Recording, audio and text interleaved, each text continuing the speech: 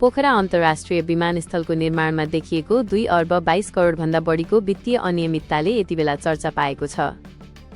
महालेखा परीक्षकको कार्यालयले विमानस्थल निर्माण क्रममा तत्कालीन सरकारले ठेकदार कम्पनीलाई दिएको भन्सार शुल्क र भ्याट छुटलाई अनियमितता ठहर गरेको छ।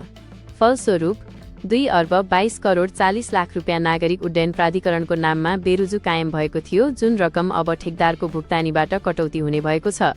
यो ठूलो रकमको विवादले देशका ठूला विकास आयोजनाहरूमा वित्तीय पारदर्शिताको प्रश्नलाई फेरि एकपटक गम्भीर रूपमा उठाएको छ। 2. हिमालयन ब्याङ्कको एप र अनलाइन ब्याङ्किङ समस्या। यसैबीच हिमालयन ब्याङ्कका ग्राहकहरू ब्याङ्किङ सेवामा देखिएको प्राविधिक अवरोधबाट मर्कामा परेका छन्। ब्याङ्कको मोबाइल एप र अनलाइन ब्याङ्किङ सेवामा केही समस्या देखिएको छ, जसकारण डिजिटल कारोबारहरू प्रभावित भएका छन्। ब्याङ्कले समस्या समाधान गर्न तीव्र रूपमा काम गरिरहेको जानकारी दिए पनि ग्राहकहरू सेवा पाउनबाट वञ्चित छन्।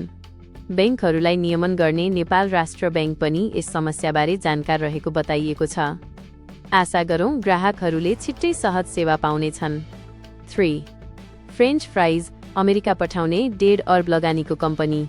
नेपाली कृषि उत्पादनले अन्तर्राष्ट्रिय बजारमा आफ्नो पहिचान बनाउँदैछ।